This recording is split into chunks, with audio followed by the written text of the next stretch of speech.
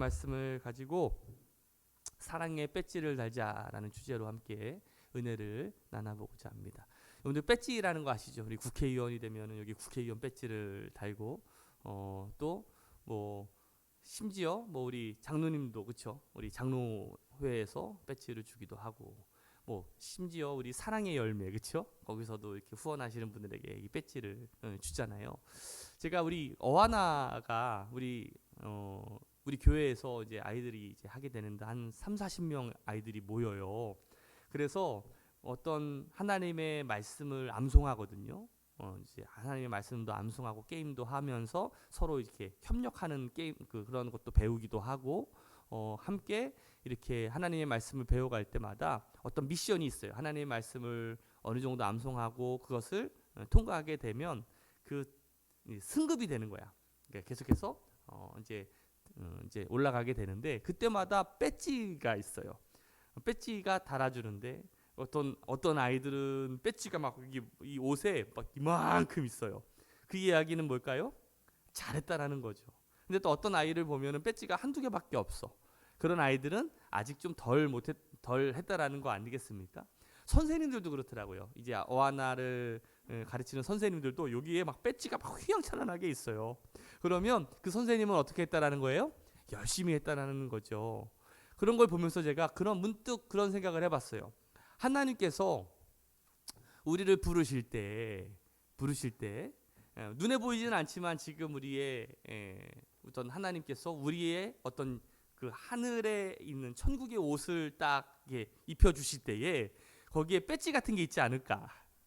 뭐 있을지 없을지 잘 모르겠지만 제 생각이 그래. 그런데 거기에 보면은 온갖 배지들이 있을 거 아니겠습니까? 우리가 하나님을 위해서 무언가를 했을 때마다 여러 가지 이렇게 배지를 주어줬을 텐데 가장 기본적인 배지가 분명히 있을 거라고 생각이 들어요. 저는 그게 바로 성령의 9가지 열매가 아닐까라는 생각이 들어요. 성령의 9가지 열매가 뭡니까? 사희화, 오자양, 충온절. 시작. 사희화, 오자양, 충온절. 앞글자만 딱 딴 거예요. 그렇죠? 바로 갈라디아서 5장 22절 말씀에 사희와 오자양 충온절 바로 이 성령의 열매를 바로 우리에게 요구하고 계시거든요. 그러니까 예수님을 우리가 잘 믿고 그리고 예수님의 사람으로 이 땅을 살아가려면 바로 이 성령의 열매를 맺으면서 살아가라는 거예요. 옆 사람한테 한번 물어보세요. 성령의 열매를 잘 맺으며 살아가고 계십니까? 시작. 우리가 성령의 열매를 맺어도 되고 안 맺어도 되고 그런 게 아니라 예수 믿는 사람들은 반드시 성령의 열매 이 9가지를 우리가 행하면서 삶을 살아가야 됩니다. 믿으십니까? 그 중에 우리가 9가지 열매를 다 맺으며 우리가 하나님께서 우리에게 그 천국의 옷을 딱 입혀주셨을 때 그 열매가 있을 때 얼마나 뿌듯하고 자랑스럽겠어요. 우리가 그날을 함께 고대하면서 멋지게 우리 신앙생활 하시기를 주님의 이름으로 축복합니다. 오늘 그 첫 번째 시간으로 사랑의 배지를 달자라는 거예요. 사랑의 배지. 여러분들 홍수가 나면 제일 흔한 것이 물입니다. 그렇죠? 온천지가 물바다가 되죠. 그러나 홍수 때에 가장 귀하고 드문 것이 바로 물이에요. 그렇죠? 홍수가 나면 마실 물을 구하는 게 쉽지가 않죠.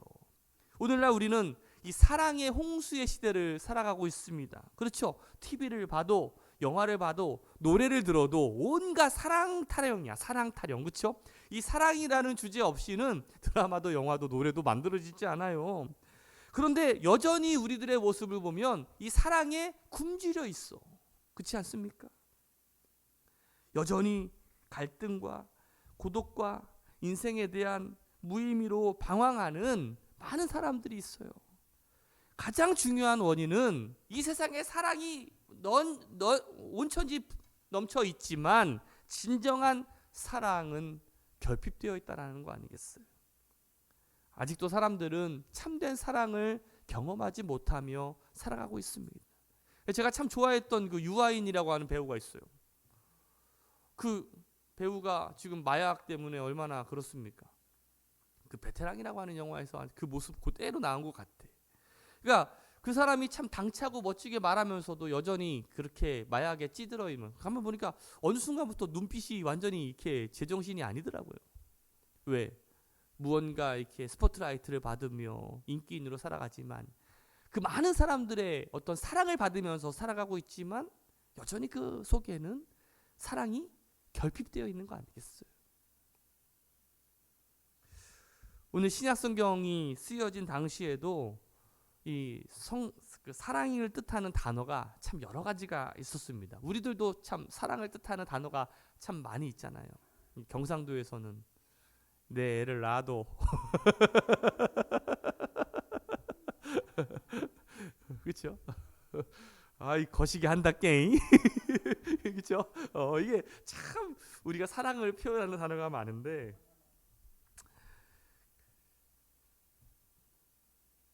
예를 들면 그 에로스라고 하는 헬라어, 그렇죠? 필리아라는 스토르게가 참 이 사랑을 표현하는 단어, 그것이 굉장히 다양했어요. 그런데 오늘 성경 신약 성경 기자가 오늘 본문에 나타난 것 같이 어떤 이 특별한 사랑, 여기서 말하는 특별한 사랑이라는 것은 어떤 희생적인 사랑이고 이타적인 사랑이에요. 어떻게 보면 완벽한 사랑이라고 할 수가 있거든요. 그런데 보통 우리가 흔히 사용하는 에로스나 또 필리아, 또 스토르게 같은 단어를 사용한 것이 아니라 여태까지 한 번도 사용되지 않았던 그 단어를 사용하게 됩니다. 그 단어가 바로 아가페라는 단어예요. 아가페. 요한일서 전체를 보면 이 아가페가 이제 명사거든요. 아가파오가 동사예요. 사랑하다라는 동사고, 이 아가페가 명사 사랑이라는 뜻인데, 이 사랑한다라는 아가파오의 동사가 28번, 그리고 명사 아가페 바로 18번이나 이 요한일서가 많아요. 장수가 4장밖에 되지 않는데 28번이나 그리고 18회 몇 번이야? 46회나 사용되고 있는 것을 보게 되죠. 이 아가페의 사랑이란 바로 주는 사랑, 희생적인 사랑, 어떤 조건을 뛰어넘는 사랑, 어떻게 보면 사랑의 극존재, 극존좌, 요즘 아이들 표현으로 그거라고 할 수가 있습니다. 우리는 예수를 믿고 구원받았을 때 이 사랑을 경험했어요. 우리는 다 경험한 사람들입니다. 믿으십니까? 그런데 이 사랑이 어떻게 보면 이 사랑을 한 번 경험했다고 그래가지고 그냥 끝나는 것이 아니에요. 이 아가페의 사랑이 우리의 어떤 인격과 성품을 만들어내고, 그 사랑을 통해서 우리가 주님 안에서 점점 성장해 가고 자라가야 된다라는 거예요. 그래서 갈라디아서에서 성령의 열매를 말씀하면서 사도 바울이 제일 강조하는 첫 번째가 바로 이 사랑을 말하고 있는 거예요. 그러니까 사랑은 어떻게 보면 베이스가 되는 거고, 이 사랑 없이는 다음 단계로 나아갈 수가 없다라는 거죠. 그러니까 사랑이 참 중요하구나. 바로 이 사랑이라는 단어가 바로 아가페를 뜻하고 있는데, 그렇다면 우리는 왜 이 사랑의 열매를 맺어야 되는가? 우리가 왜 사랑의 열매를 맺어야 되고, 또 어떻게 해야 우리가 사랑의 열매를 맺을 수 있는지를 오늘 이 말씀을 통해서 함께 살펴봤으면 좋겠습니다. 오늘 우리가 사랑의 열매를 맺어야 되는 첫 번째 이유는 뭐냐면, 우리가 믿고 있는 그 하나님이 사랑의 본체시기 때문에 그래요. 사랑의 근원이시기 때문에 그렇죠. 우리 8절 말씀을 같이 한번 읽어볼까요? 시작. 사랑하지 아니하는 자는 하나님을 알지 못하나니 이는 하나님은 사랑이심이니라. 우리가 하나님을 알기 위해서는 뭐 해야 돼요? 사랑해야 된다는 거예요. 사랑해야 된다는 거예요. 하나님은 사랑하기 위해서 존재하십니다. 그분 자체가 사랑이시라는 거죠. 여러분들 창조 사건을 한번 생각을 해보세요. 하나님이 이 세상을 창조하셨을 때 하나님께서 왜 만물을 창조하셨습니까? 하나님이 사랑이시기 때문에 그래요. 사랑은 어떤 인격적인 관계를 요구하십니다. 다시 말하면 사랑은 어떤 표현의 대상을 요구하게 되고 그분은 자신의 사랑을 표현할 그 장으로서 그 이 만물을 창조하셨고 만물 중에서도 인간을 창조하셨어요. 그러니까 그 자체가 바로 하나님이 이 창조의 어떤 사랑을 창조를 통해서 어떻게 보면 연출해 내셨다라고 할 수가 있는 거죠. 또 구원 사건을 생각해 보세요. 이 구원 사건은요, 아주 명확하게 하나님의 사랑이 드러나 있습니다. 하나님께서 우리를 구원하셨습니다. 죄인인 우리를 구원하셨어요. 구원하실 의무가 있었을까요? 아니요, 구원하시지 않으셔도 됐을 거예요. 왜? 범죄한 인간은, 그렇죠? 범죄한 죄악에 빠진 인간은 자연적으로 지옥에 가면 되지만, 하지만 하나님께서 죄 가운데 우리를 사랑하셔서 바로 우리와 하나님과의 관계를 회복하시기 위해, 사랑의 관계를 회복하시기 위해서 먼저 우리를 용서하시고 손 내밀어 주신 사건이 바로 구원의 사건 아니겠습니까? 저는 우리 새로운학교의 성도들이 바로 하나님 자체가 사랑이시고 바로 이 사랑을 통해서 우리가 하나님의 사랑의 열매를 맺게 하시기를 원하시는 그 원인이 바로 거기에 있음을 깨달으시기를 주님의 이름으로 축복합니다. 두 번째는 예수님이 사랑의 계시자이기 때문에 그래요. 우리 9절 말씀을 같이 한번 읽어봅시다. 시작.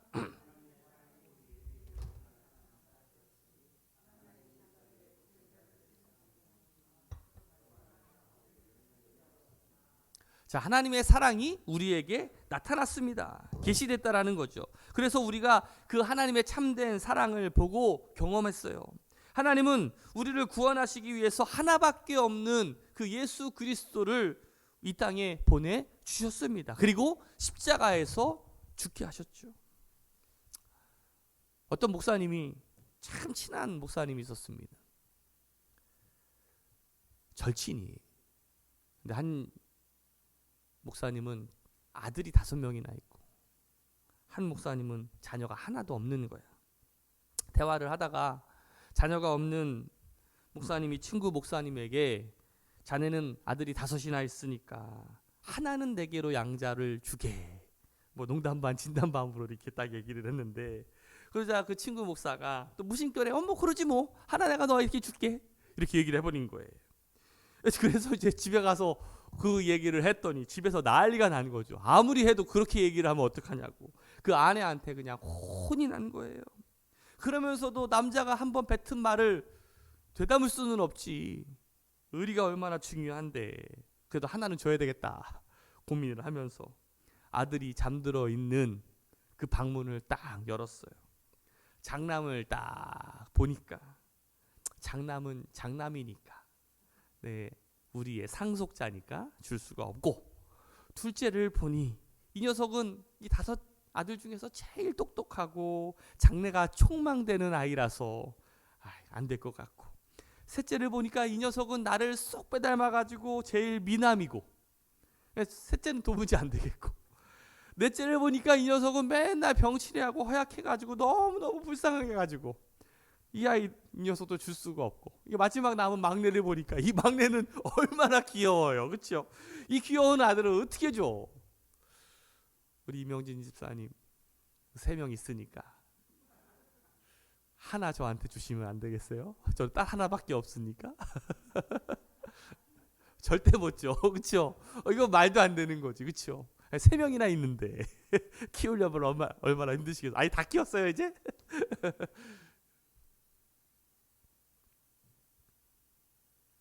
그 목사님이 그 아들 5명의 얼굴을 딱 보고서 고민이 돼서 책상에 앉아가지고 묵상을 하고 있는데 갑자기 요한복음 3장 16절의 말씀이 갑자기 생각이 나더래.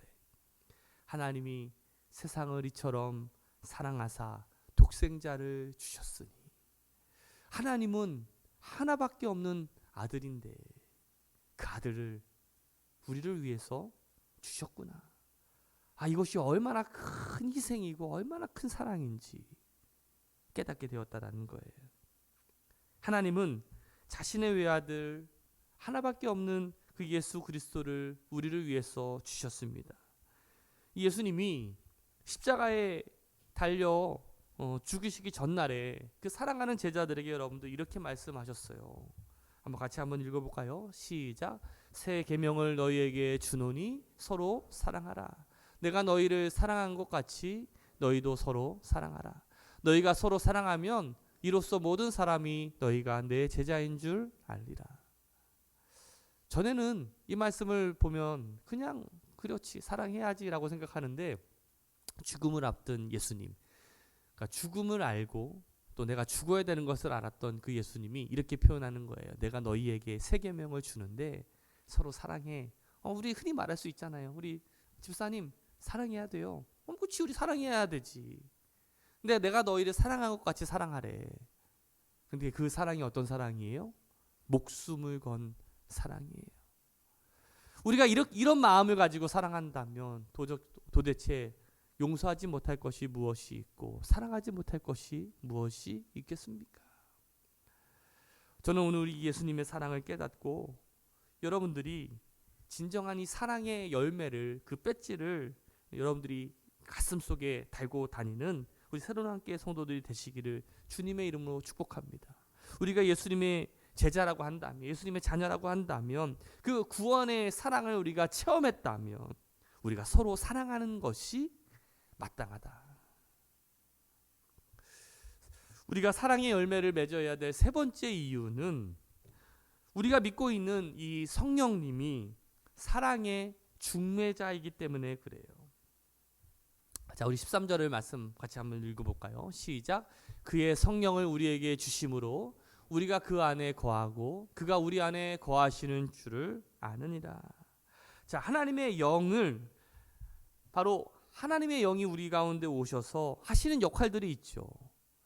그 영이 있는 사람들은 내가 정말 죄인이라는 사실을 깨닫게 되고 바로 하나님만이 우리를 구원할 수 있다는 것을 알게 하셔요.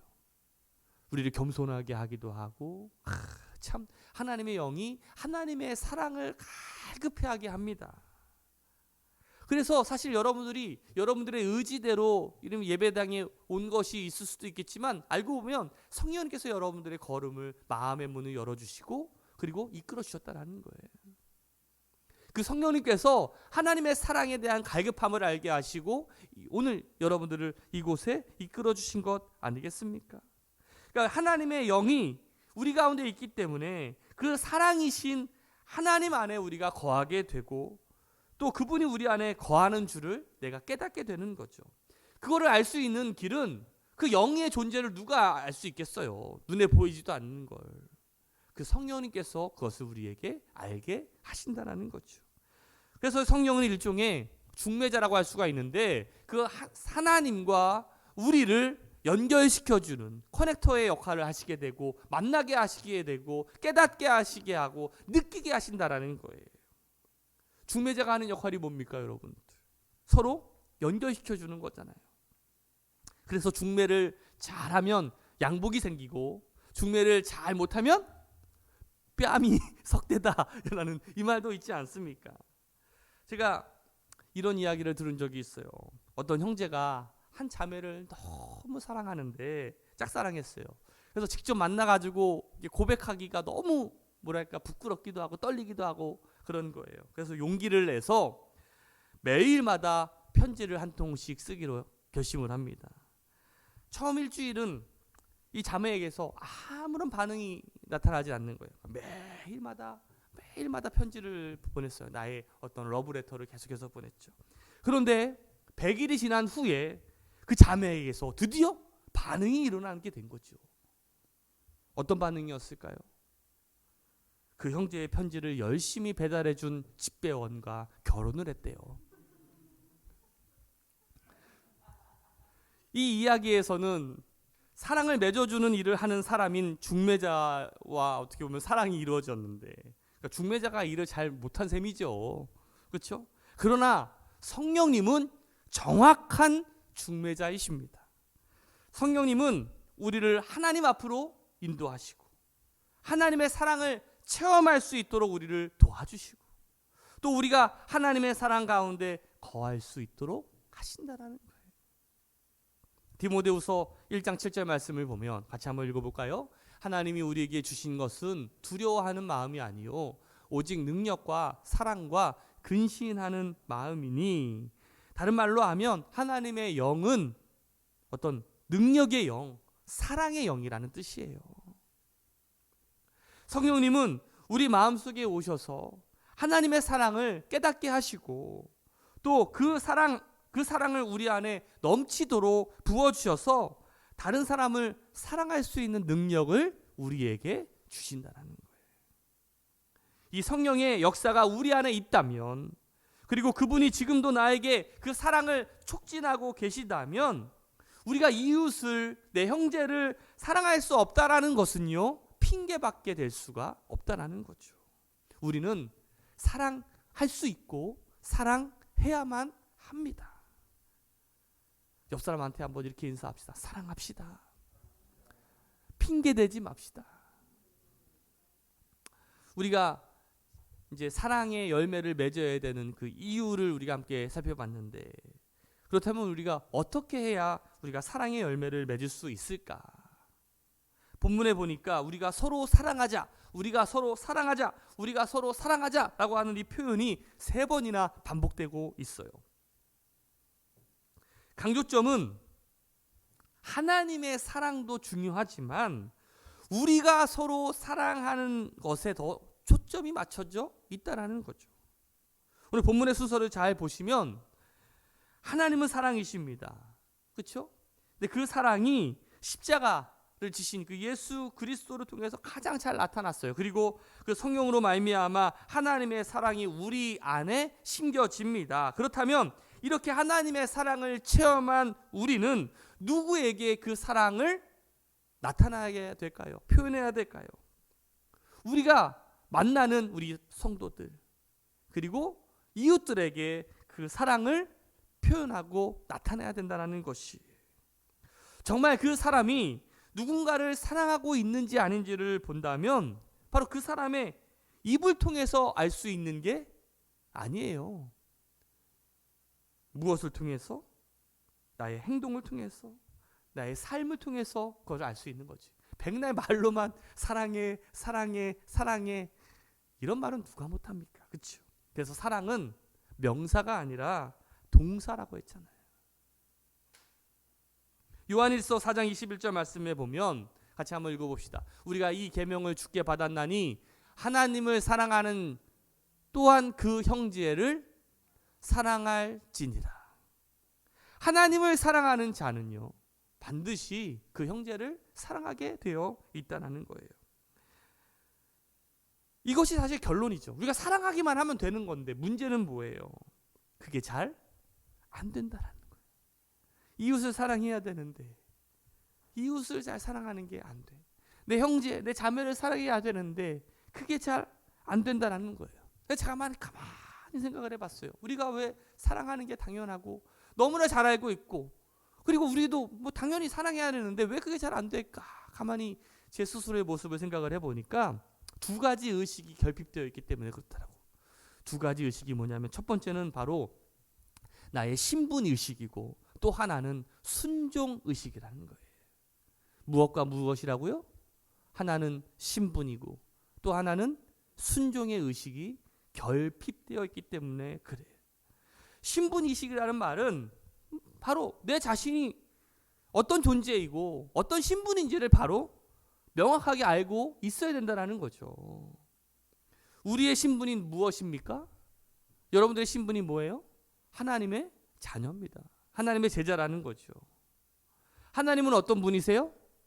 사랑이시죠. 내가 사랑이신 하나님의 자녀라는 것을 우리가 자주 잊어버리면서 살아가고 있다는 거예요. 사람은 누구나 어떤 자신의 신분에 따라서 행동하게 되어 있어요. 참 신기하게 여러분들 신분이, 우리 이 땅의 삶을 살면서 신분이 있어요, 없어요? 있으면 안 되죠. 원래는 다 평등하잖아요. 그래요, 안 그래요? 맞아요. 평등한데 있죠. 그 신분이 있어요. 참 신기하죠? 그 신분이 있어요. 그런데 참 신분이 있는 대로 사람은 행동하게 되어 있더라고요. 내가 옷을 입은 옷차림대로 또 그렇게 행동하게 되어 있더라고요. 사람은 누구나 자신의 신분에 따라서 행동합니다. 높은 신분을 가진 사람은 언제나 자부심을 가지고 또 자신의 신분에 걸맞게 아주 당당하게 행동하지요. 그러나 반대로 신분이 낮은 사람은 초라하게 그리고 비천하게 행동합니다. 어떻게 보면 신분이 그 사람의 어떤 행동을 좌우해요. 그러므로 우리의 신분이 무엇인지를 분명히 아는 것, 그것이 굉장히 중요합니다. 우리가 어떤 신분을 가지고 있습니까?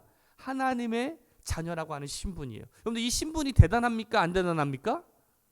어마어마하게 대단한 거예요. 하나님의 목숨과 바꾼 존귀한 자 아니겠습니까? 하나님이 이 세상의 것을 다 준다라고 하더라도 우리가 그것을 다 갖더라도 우리가 만족할 수 없는 이유는 뭐냐면 하나님이 우리를 이 세상보다 더 큰 존재로 만드셨고 사랑하셨기 때문에 그래요. 옆 사람한테 한번 이렇게 인사해 보세요. 몰랐네요. 당신이 그렇게 높은 신분을 가진 사람인지. 시작. 자부심을 가지고 살아가십시오. 나는 하나님의 자녀다. 그런 자부심을 가지고 살아가시기를 주님의 이름으로 축복합니다. 신분에 관련된 이야기가 있는데 중동의 한 왕자가 중환병에 걸렸어요. 그 나라에서는 고칠 수가 없게 되어가지고 이제 미국으로 치료를 받으러 가게 됩니다. 결국 그 왕자가 그 미국에서 정말 유명한 의사에게 수술을 받고 그 병이 깨끗이 나은 거예요.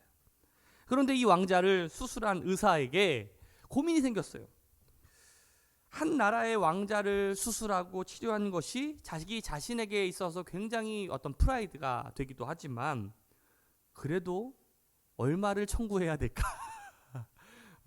뭐 의료보험 혜택이 되는 사람도 아니고 그냥 얼마나 청구해야 될까? 그렇다고 또 굳이 또 왕자에게 뭐 돈을 받을 필요가 있는가?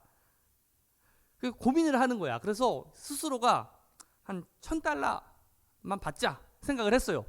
$1,000가 우리나라 돈으로 한 100만 원이라고 칩시다. 한 130 얼마인데 한 100만 원이라고 칩시다. 근데 동료들이 이렇게 얘기하는 거예요. 그 왕자에게 돈이 얼마나 많이 받을 텐데 수술 수당 뭐 여러 가지 의료 수당 해가지고 한 $5,000는 받아야 되는 거 아니냐. 또 어떤 사람은 야 중동에 왕자가 얼마나 부자인데 무슨 $5,000야. 저 $50,000는 달라고 그래라. 막 얘기하는데 고민 끝에 이 의사가 어떻게 했을까요?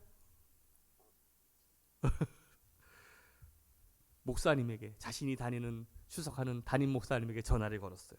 이 목사님이 중동에서 선교사 생활을 하다가 오신 분이라 이제 중동의 상황이나 여러 가지 그 문화에 대해서 잘 알고 계시니까 조언을 구하기 위해서 전화를 했습니다. 그랬더니 이 의사의 이야기를 다 들은 목사님이 이렇게 이야기를 한 거예요. 중동 왕실의 왕자들은 프라이드가 굉장히 강합니다. 그들은 신분을 굉장히 중요하게 여깁니다. 그러니까 액수를 적은 청구서를 보내지 마시고 이렇게 보내라는 거예요. 왕자님의 신분에 합당하게 지불하시기를 바랍니다. 라고 하고 빈칸에 보내라는 거야. 굉장히 지혜로운 사람 같아요. 여러분들 어떻게 해야 될지 모를 때는 누구에게 전화해요? 목사님에게 전화하세요. 그러면 뭔가 지혜가 열려. 자, 의사는 목사님이 가르쳐 주신 대로 했어요. 그랬더니 그 왕자가 얼마를 보냈냐면 $75,000를 보냈어요. 우리나라 돈으로 1억이 넘는 돈이에요. 그 의사가 좋았을까요? 안 좋았을까요?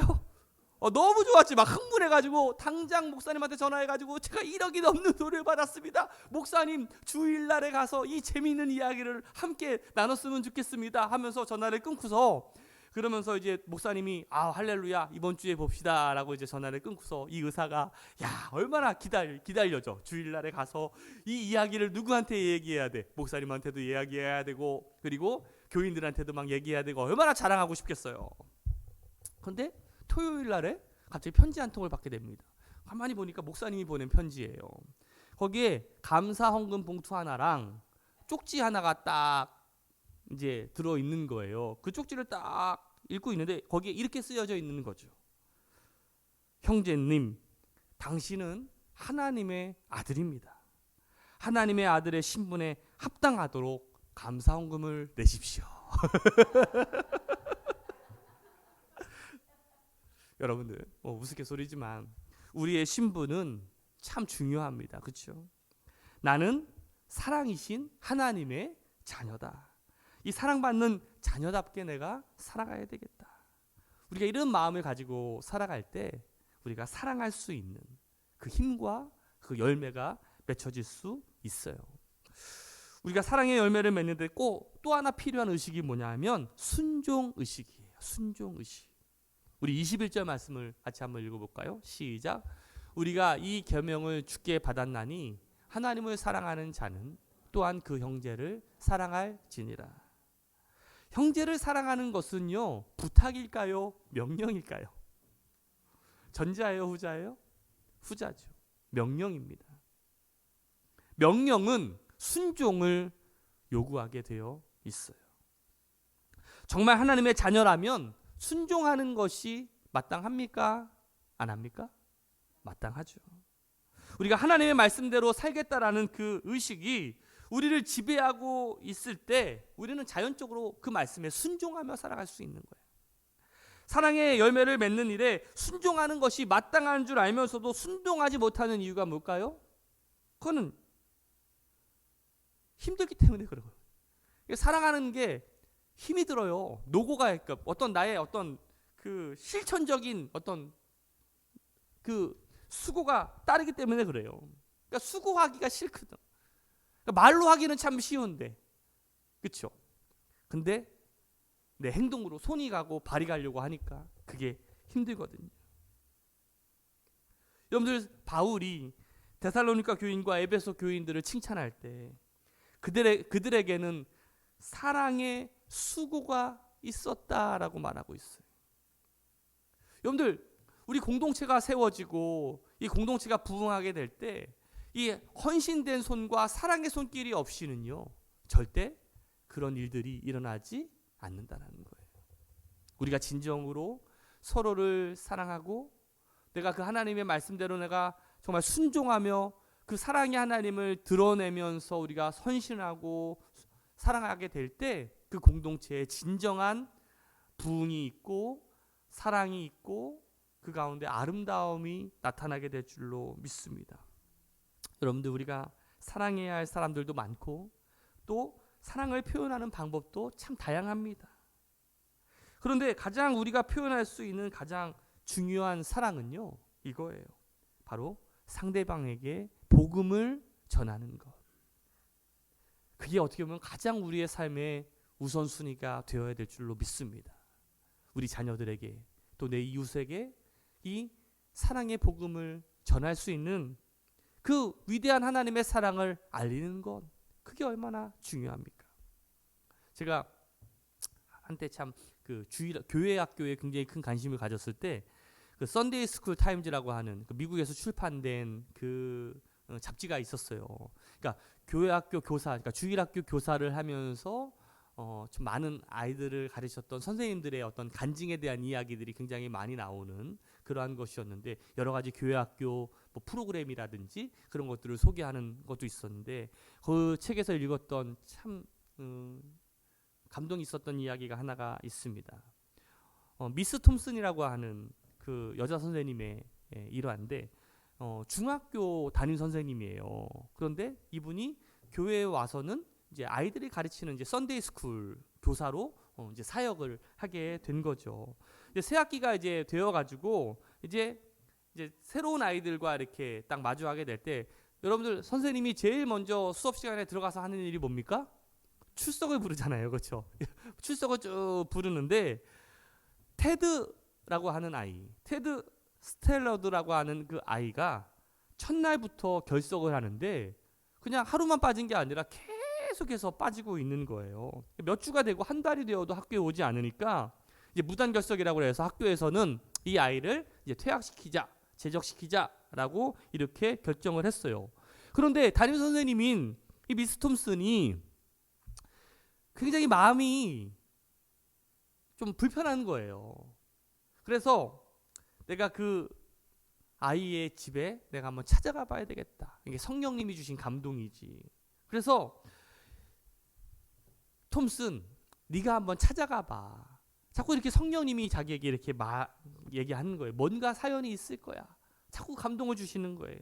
그래서 이제 그 생활기록부에 있는 주소를 찾아갔더니 그 주소가 아닌 거예요. 그러니까 막 그냥 여기저기 수소문을 해가면서 결국 그 집을 찾았는데, 여러분 아마 상상이 되죠? 딱 어떤 일이 일어날지 여러분들 이미 좀 상상이 되지 않습니까? 딱 집에 갔더니 아버지는 알코올 중독자고 엄마는 가출해서 없고, 집안이 여러분들 어떻겠어요? 난리가 나지 않았겠습니까? 거기 조그만한 방 구석에 이 아이가 쪼그려져 자고 있는 거예요. 그 아이를 깨워가지고 음식을 먹이면서 선생님이, 야, 내가 너를 처음 맡은 담임 선생님이야. 그러면서 막 이런저런 얘기를 하다가 이 아이한테 이렇게 얘기합니다. 나에게 소원이 하나가 있어. 근데 그 소원을 네가 꼭 들어줬으면 좋겠다. 그 아이가, 제가 뭐 그 소원을 들어줄 수 있는 능력이 안 되는데요. 어떻게 할 수 있을까요? 그런데 선생님이 이렇게 얘기하는 거예요. 내 소원은 네가 다시 학교에 나오는 것이고, 출석을 부를 때 네 선생님 제가 여기 왔어요 라고 이렇게 대답하는 게 선생님의 소원이다. 그러면 선생님이 참 행복할 것 같아 라고 이렇게 부탁을 하고 갔습니다. 그런데 그 다음날이 돼도 또 일주일이 지나도 그 아이는 오지 않았어요. 근데 며칠이 더 지난 후에 창백한 얼굴을 한 테디가 그 등교를 한 거예요. 이제 선생님이 그 아이를 보니까 알면서도 부르는 거지. 출석을 부르는 거예요. 막 빌, 뭐 아무개, 여차 막 부르다가 테디 딱 불렀더니 네 선생님 저 왔어요. 이렇게 하니까 얼마나 기뻤겠어요. 그러면서 이 톰슨은 그 아이를 계속해서 잘 보살펴주고 아껴주었습니다. 근데 그런데도 그것이 잠깐이었어요. 그 아이는 아픔을 가지고 있는 아이였는데, 어떤 아픔이었냐면 뇌암을 가지고 있는 뇌암 말기였어요. 더 이상 이제 학교에 오지 못하고 이제 병원에 있는데, 이제 어느 날 학교에 오지 않는 그 아이가 궁금해서 이제 집에 갔더니 그 알코올 중독자 있는 아버지가 그 아이가 병원에 있고 이제 가망이 없다라는 이야기를 전해 듣습니다. 이제 그 병원에 딱 갔는데 이제 참 씁쓸한 거예요. 이 선생님 입장에서 이 아이를 어떻게 해야 될까? 그러면서 이제 뭐 안아주기도 하고 뭐 격려해주기도 하지만 뭐라고 얘기를 못 하는데, 먼저 이 테디가 얘기를 하는 거예요. 선생님, 저도 제 병이 어떤지를 알고 얼마 남지 않았다는 걸 저도 알아요. 이렇게 이야기를 하는 거예요. 그 이야기를 들으니까 더 가슴이 아픈 거지. 그래서 이 아이가 선생님이 이 아이를 위해서 내가 해줄 수 있는 것이 무엇이 있을까 고민하다가 복음을 전해야 되겠다라는 마음을 갖습니다. 매일매일마다 병원에 가서 하나님의 복음에 대한 이야기를 했어요. 십자가에 대한 이야기, 우리가 죄인인데 하나님이 우리를 사랑하셔서 구원의 길을 열어주셔서 영원한 천국에 갈 수 있는 길을 열어주셨단다. 이 복음의 메시지를 끊임없이 전하게 되었을 때 결국 그 아이가 이 복음을 영접하게 되고 하나님을 영접하게 되었어요. 그런데 어느 며칠 지나지 않아서 갑자기 선생님한테 연락이 옵니다. 이 아이가 이제 더 이상 가망이 없다라는 얘기를 듣고서 마지막을 보기 위해서 이제 병원에 가게 되는데, 정말 의식이 아무것도 없는 그 창백한 그 아이가 갑자기 얼굴이 천사같이 환해지더니 갑자기 손을 탁 들면서 이렇게 얘기하는 거예요. 사랑하는 예수님, 제가 여기 있어요.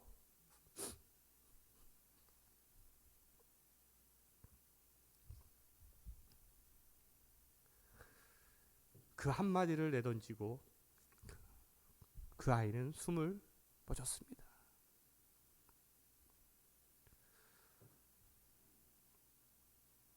저는 우리 새로남교회 성도들도 하나님이 우리를 부르셨을 때 하나님 제가 여기 있습니다, 이렇게 손들을 수 있는 믿음의 사람들이 되셨으면 좋겠어요. 우리가 사랑의 열매를 맺기 위해서 사랑을 실천하며 살아가는 우리 성도들이 되시기를 주님의 이름으로 축복합니다.